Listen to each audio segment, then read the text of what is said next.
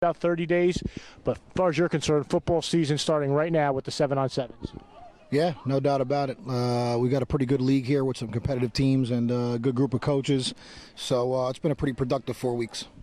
How does the 7-on-7 program benefit as the season progresses, before the season starts actually?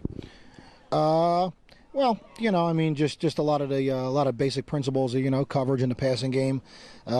Just kind of, gives us a chance to kind of evaluate guys on both sides of the balls in those respective positions and all the skill positions. So just another tool for preparation. That's all. What has to be done in preparation for this, getting all these schools together, Cranford, Pope John?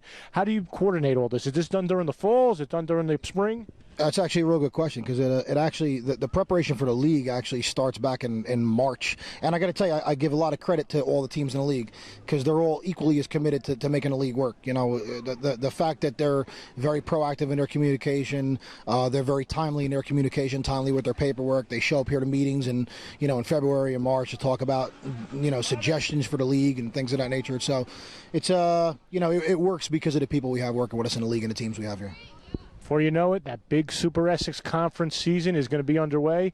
And you have a very formidable opponent going out to the Big North, picking up Teaneck. That's going to be very interesting, and a lot of journalists are going to want to see that. Teaneck had kind of an off season last season. They're going to be pretty hungry as well. Yeah, no doubt. It's exciting. We're happy to play them. I'm sure they're happy to play us. They got a lot of great tradition there, a lot of great players coming out of there. There's no doubt that we're going to have to be ready for a battle that first game.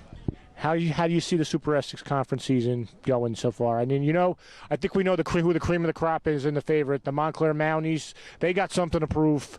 Came within a second of losing the championship game to North Bergen. They're going to be opening up against North Bergen, but you're hoping to play them twice this year. Yeah, well, listen, we got to play them once in the conference, and you do what you got to do and to get into the playoffs, and then we'll play whoever comes our way. But certainly Montclair is a great team, a great program, a great tradition, and they're always going to be an extremely competitive team in this league. As I believe we are, East Orange, Seton Hall. I think all the teams in this conference are good. I think Bloomfield's going to be a good team again.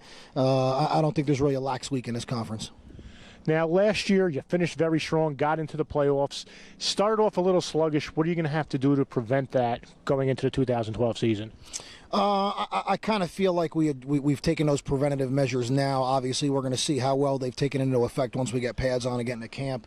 But I think just the right mindset and preparation, which is something that we really heavily addressed since June. Okay, thanks a lot, John. Always